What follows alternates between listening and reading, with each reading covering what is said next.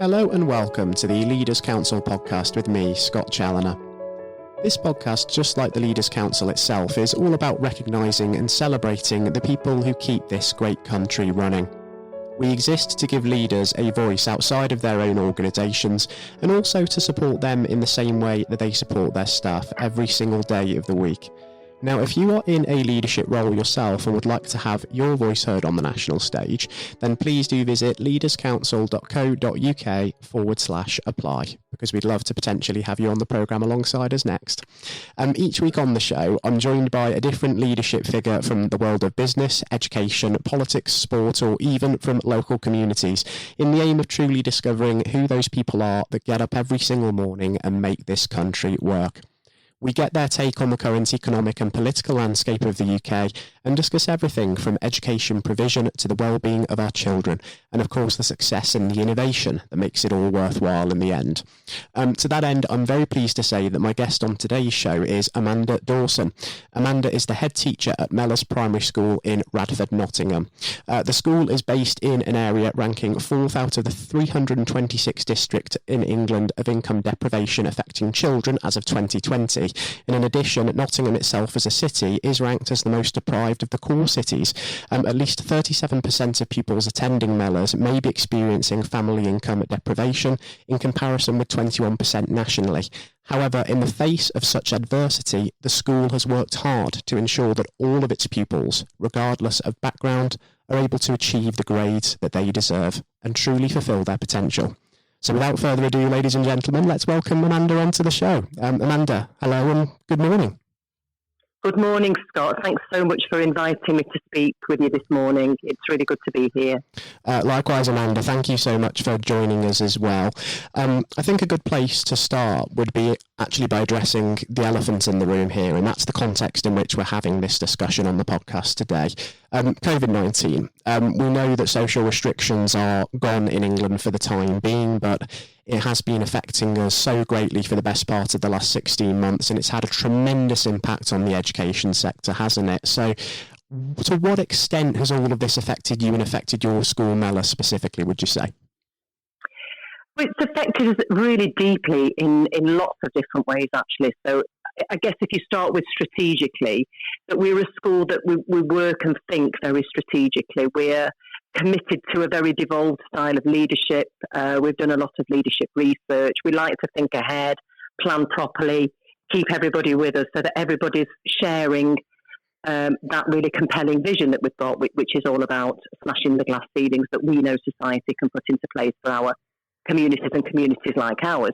So when you put something like COVID into the mix, we're having to be reactive. So it's been, I wouldn't say it's been impossible, because we're really committed to working in a very strategic way and looking forwards and, you know, the direction of travel. However, because we've had to be completely reactive, for instance, you know, going back to school in January and then being told that evening that we were going back into another lockdown, we've had to work really quickly. So we've had contingency plans, but actually, more often than not, we've had to work incredibly quickly. So working through the night, for instance, the Monday night, we were meeting with our health and safety representatives at the local authority to make sure that we'd got everything in place for the Tuesday, which was when we started the second lockdown. And actually, or I think some people may call it the third lockdown. So that's been probably the most challenging bit. And then on a very day-to-day operational level, managing the community's expectations and managing that whole sense of making sure that we know what the symptoms of COVID are, communicating it out to parents, what the procedure is if somebody's coughing in school, who's going to make that call, where are they going to sit, you know, before the parent comes to collect them, insisting that we've got negative test results before children can come back, making sure that we know who close contacts are. In that respect, in an operational sense, it's created a huge raft of extra work.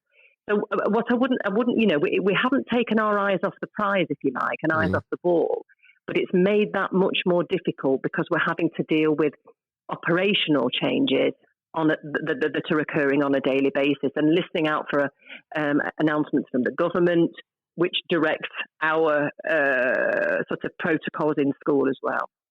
we've had lots and lots. I mean, we always have it working, as school leaders. There are a number of balls that we're juggling all the time, but COVID's probably tripled the number of balls that we're having to juggle at any one time. I guess that's how we might describe it. Just when we talk about the government as well and how sort of they've been issuing advice to schools throughout the crisis, do you think that sort of the timeliness and the clarity of those guidelines has been sufficient? Just because we've seen a lot of headlines of sort of schools being almost thrown under the bus in a sense and having to sort of juggle balls overnight, as it were. Yeah, I'm going to be. It has felt like that. I think that the advice that we've had superb support from our local authority, Nottingham City, a guy called David Thompson, who's absolutely brilliant, and he's just lived and breathed COVID for the last 18 months. We have a staff WhatsApp group which we call the COVID response team. He's in it, so it doesn't matter what time of night it is. If somebody's called in with a positive result, he's been there to advise what we need to do next. So in that respect, we've had superb support. But it really has felt as though we've been on a lot of the time on the back foot because of last minute announcements, U-turns, changes in, we're going to work to this decision, and then a couple of days later, or less than 24 hours later in some instances, we've got to do a U-turn on a decision that's made. That's been really tough. The DfE provided laptops, so that I think what I would say is that, interestingly, our teachers in that we were able to get onto online learning really quickly. We prepared for it in the first lockdown, and we had some of our older Key Stage 2 children last summer were working on Teams. So we were doing live Teams lessons. But obviously we couldn't reach everybody because not everybody had a device. So by the time January came, we'd got enough devices for everybody. So the vast majority of children were accessing online learning, which meant that we were delivering exactly the same curriculum that we'd intended to deliver, which subsequently means that the learning, you might call it learning loss, but actually I don't think you can lose learning that you haven't had. So the gaps and the progress, a lot of our children have made the progress that we would have expected them to make had they been attending school. There was a small number of about 20 children that hadn't accessed any learning whatsoever. And so I think there were repercussions for us in making sure that we'd got interventions for those children as soon as they came back to school, and so that they could make really rapid progress. We've focused on the children that we know weren't accessing our online learning offer. But I would say that the DfE were really prompt eventually in getting those laptops and other devices out to us. Yeah, certainly. And vast inequalities have been exposed during the pandemic, haven't they? Because we've seen the impact of digital poverty among our most disadvantaged. And that was obviously backed up by a damning report recently from the Education Select Committee, which showed that I think it was white working class pupils have been neglected by the education sector for some years. Starting with sort of digital poverty first and foremost, how important is it going to be that we continue to sort of bridge that gap if technology is going to continue to play a part in education in the post-COVID world? Because even with classrooms back, obviously from September as normal, we'd hope, we're still sort of talking about maybe some of these resources being used for homework and things like that. So there's still going to be a role for them.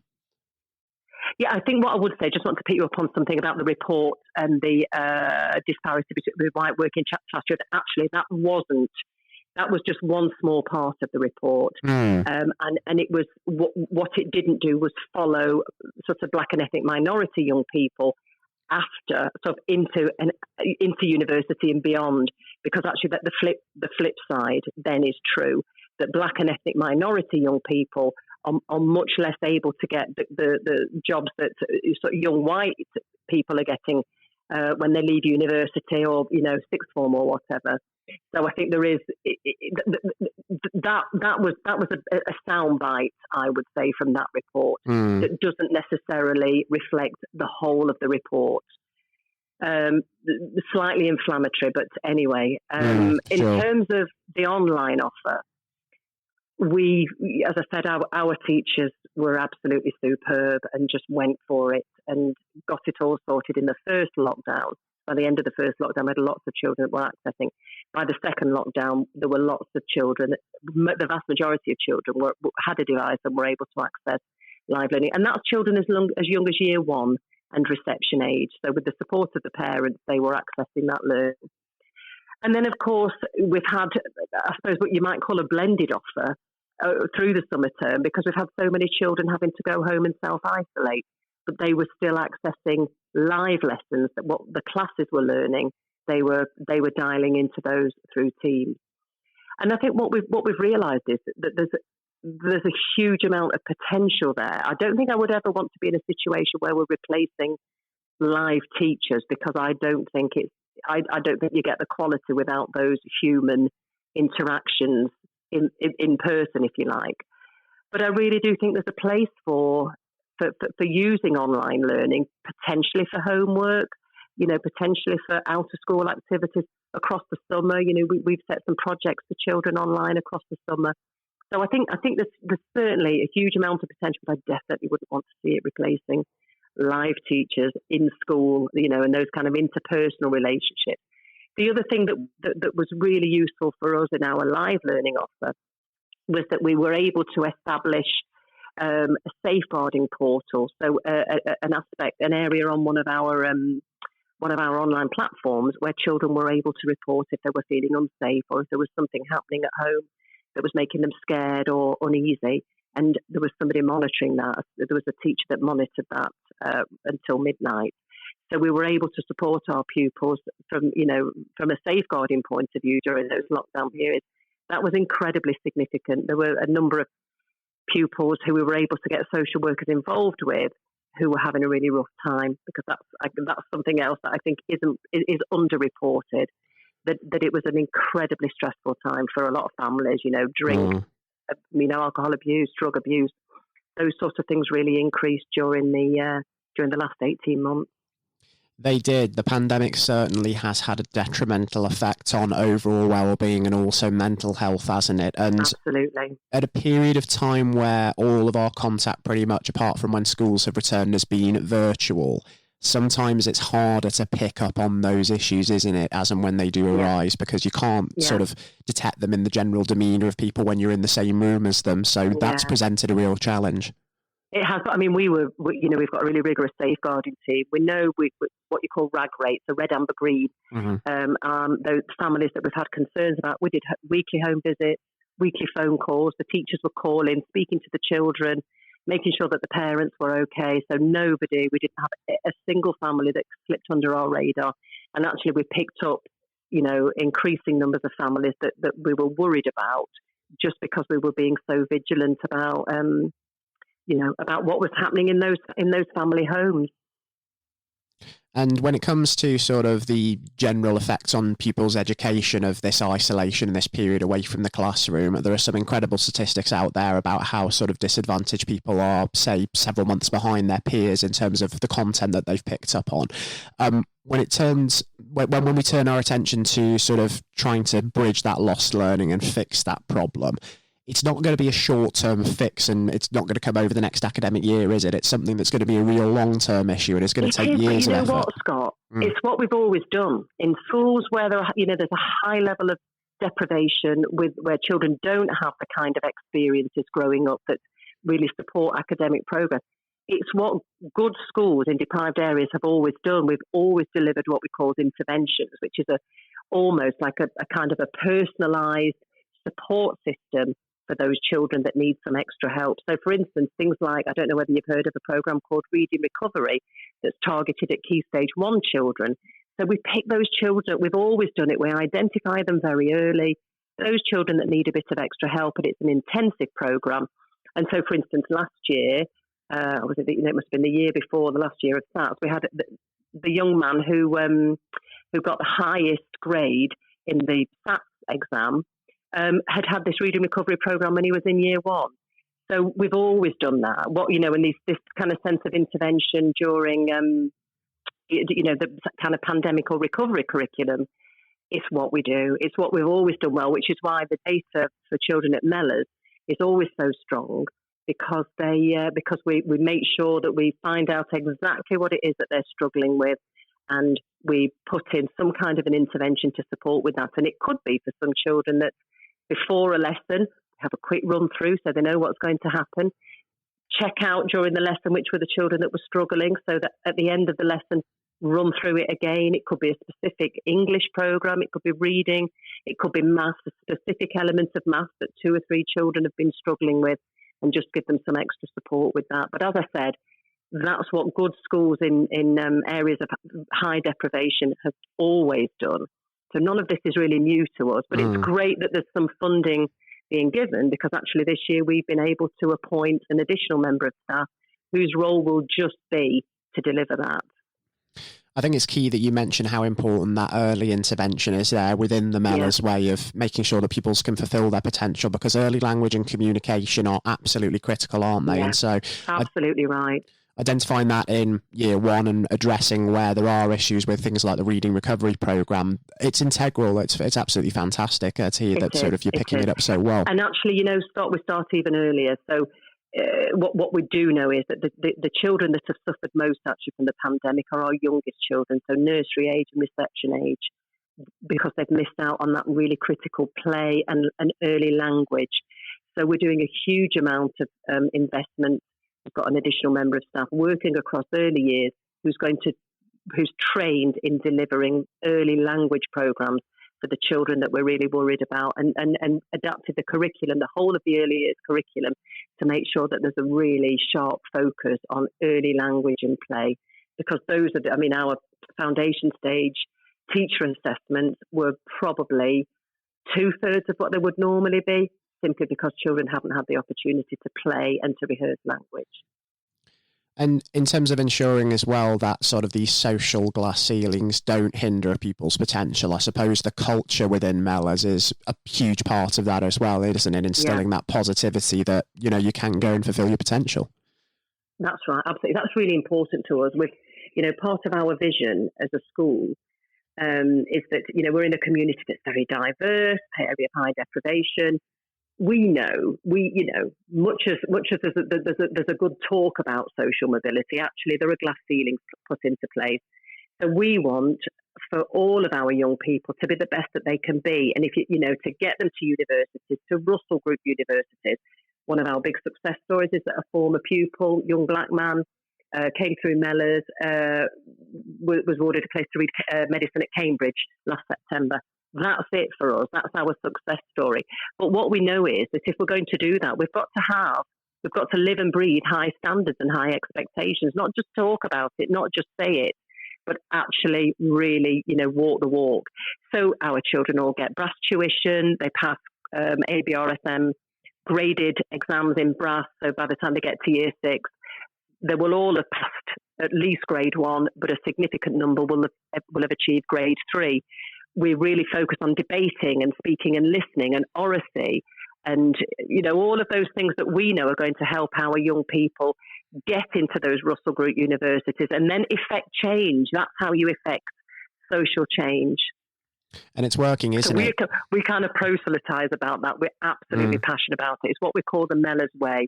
And everybody lives and breathes that sense of really wanting to, being passionate about making sure that our children get the absolute best so that they make that progress. And of course, our data speak, we're in the top 10% of all schools nationally for progress in maths and English. Exactly right. Mellors pupils' results are in line with and often better than the national average, and progress is in terms of above. attainment, in line or better. Progress, we're in the top 10%. Because the starting point is so low. The stark stats are this: at 3 years old, all of our children are below what you would call age-related expectation at 3. Every single child is below age-related expectation. By the time they leave us at year 6, even children that have joined us along the way, actually, but by the time that they leave at year 6, they're either at or above national expectation. So the progress is through the roof. And it's because we have high expectations and excellent teaching, and then really focused excellent interventions for anybody that might be falling behind so that they catch up. And I think, 2 great examples. The young man who had reading recovery in year 1 and then got the highest score in the reading comprehension at the end of year 6. That's the story. That's what we do. It's hugely inspiring stuff as well, and I suppose robust leadership has to play its part in this as well, and that's very much what we're about here. And as school leaders at all levels, part of the Mellors Way is utilising that future engage deliver model of leadership, isn't it? Yeah, that's right. It's the Steve Radcliffe model. And it's something that we've immersed ourselves in leadership research over the last 4 or 5 years, and that's everybody, because we're really keen on a devolved pattern of leadership.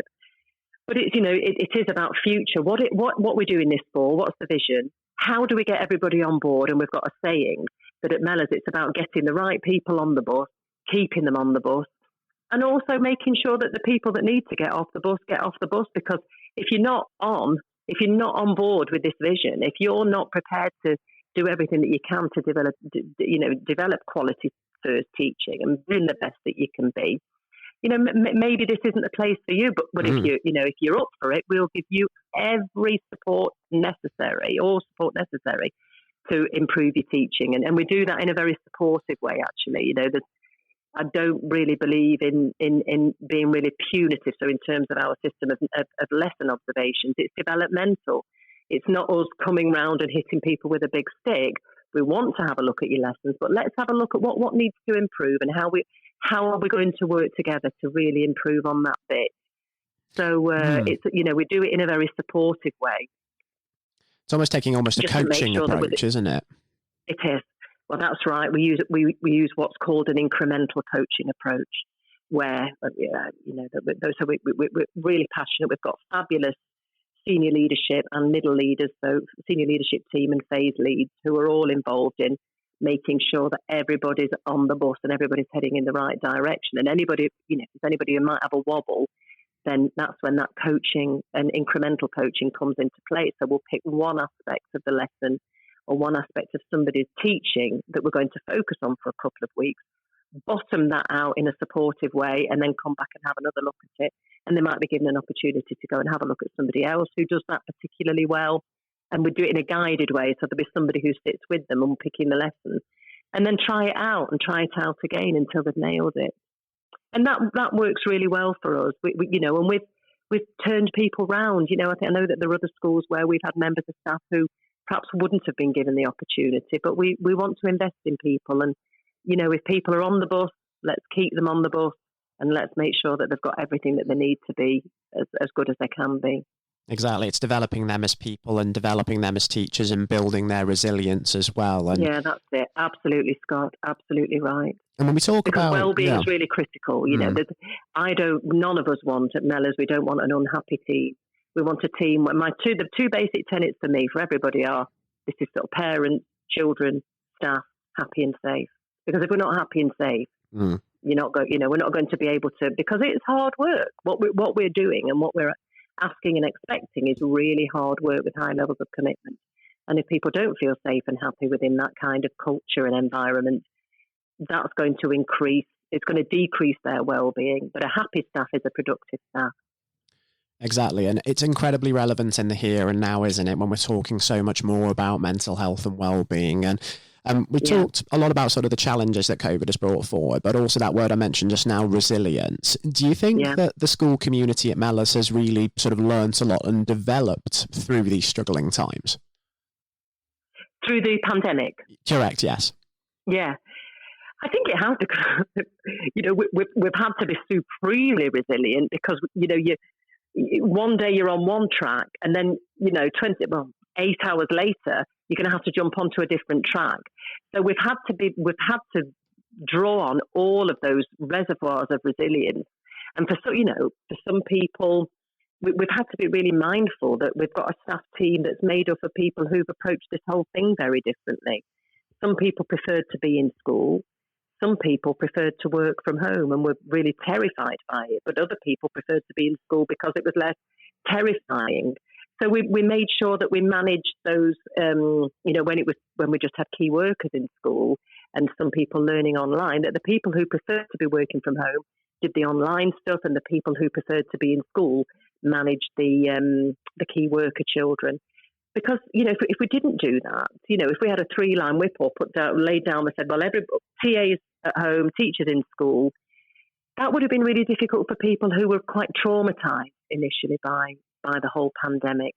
So we just made sure that we played to everybody's needs and strengths, which meant that we weren't denuding those reserves of resilience, and so that people were doing what they were happier doing. And so they were also bringing a kind of an energy to it because they felt that they'd been listened to and that their needs had been considered. And it worked. It worked, and it just meant that we were able to keep everybody really buoyant. And so it's really important to make sure that we're not putting people in stressful situations, and making sure that that our communication's been really good. Everybody knows what's going to happen. Everybody knows how they're going to be supported through that, which means that their resilience hasn't been drained. Exactly right. Does that make sense? It makes perfect sense, yeah. And it's been an unprecedented year, hasn't it? Year and a half, even, because it does date back to last March. And when it comes to sort of the next academic year, which presumably is going to be without many of the restrictions we've seen in place over the course of the previous one, what must the education sector at large prioritise sort of moving forward, do you think? And because there are a few things I think that still need to be sort of clarified going forward, don't they? Yeah, I mean, we're still not sure what the guidance for September is going to be. So as far as things stand, we're going to maintain some of the social distancing regulations. We're going to have, making sure that children are hand washing, because actually it's good practice. So some of those things we're going to hang on to. We'll be hitting the ground running with the curriculum that we'd be delivering anyway, but just really making sure that we're honing all of the interventions and being even sharper about the children that need that bit of extra help, particularly those children in early years where we're going to having to do some backfilling of their early language and speaking and listening skills. But around the COVID, we're not going to be making changes too quickly, and there'll certainly be no moves across the city, certainly Nottingham City, to get straight back to everything's back to what you might call normal. We're definitely going to maintain some of the safety protocols that have worked really well for us, and we'll ease back in. We're not going to do anything quickly. We're just going to ease things back in. When it comes to sort of making sure everybody's catching up as well, do you think that the fantastic work that Mellis has been putting in over the years to sort of get these early interventions in place and really bridge the attainment gap, do you think that's put you in an advantageous position compared to perhaps some of your peers across the sector? Yeah, I mean, listen, I can't speak for other schools, but what we know is that it's as I said earlier, it's what we've always done, and it's why our results are good. I guess the other thing I would say is that what we've never done, even when we were under a lot of pressure to just teach maths and English, we've never done that. Our curriculum is really wide and it's really varied, because what we understand is that if we want our children and young people to go on and compete, with the best of the creme de la creme, if you like, which we know they can do, they have to be given a wide range of experiences. So that includes school visits, for instance. I mean, we're taking a group of 25 children, hopefully next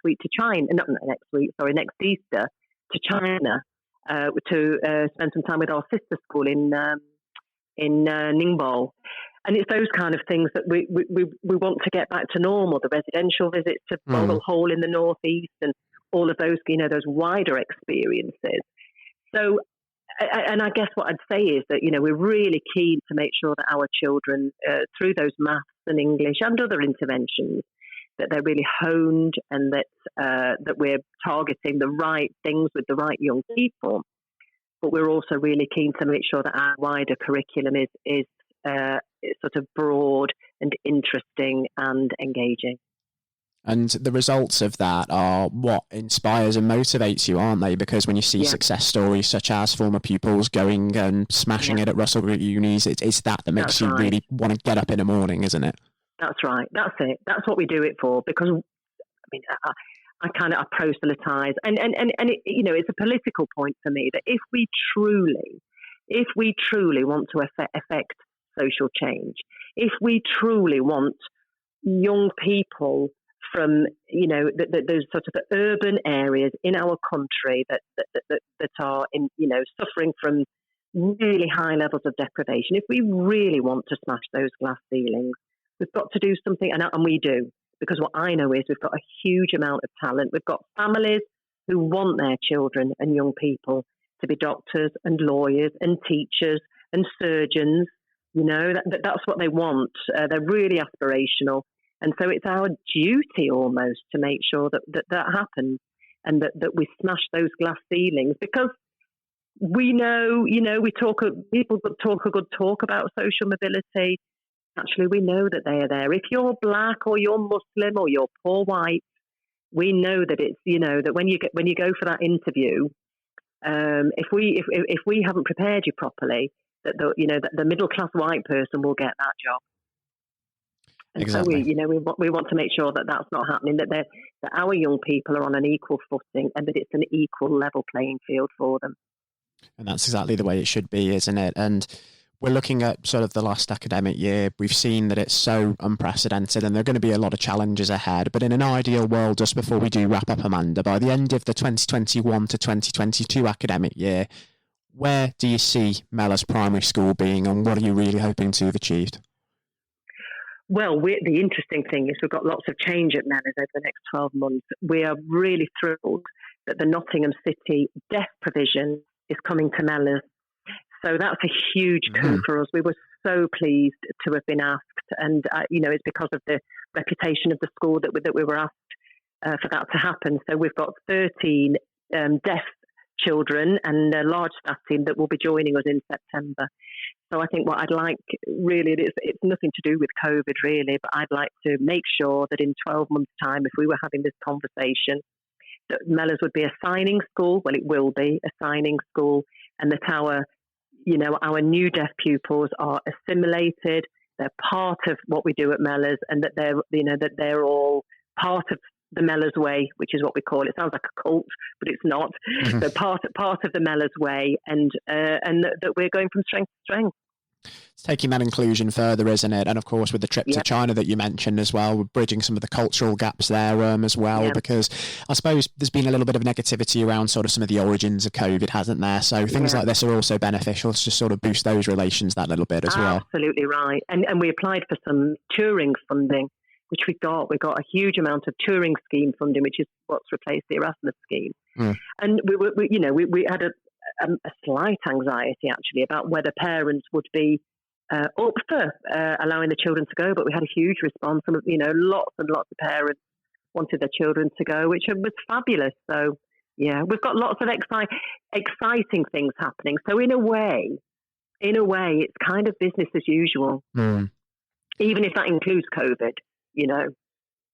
I suppose there were things that some people are saying, it's something that we just have to live with. So business as normal with sort of dealing with COVID as and when it arises is probably the right way to go about it. And I think that's all we can do, Scott. I think that's it is going to be with us. And if it's not COVID, it'll be something else. So it's really important that we just get on with the job in hand, which is smashing those glass ceilings.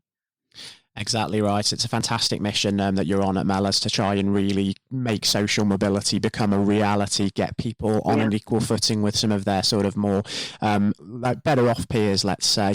And I think actually as we start to see the kind of shape that this next year is starting to take and we understand the situation a little bit better, I think it would be fantastic to actually catch up, Amanda, and have you back on the show with us just to see how things are getting on, and hopefully there'll be some great updates with regards to some of those projects that the school's involved in. Lovely.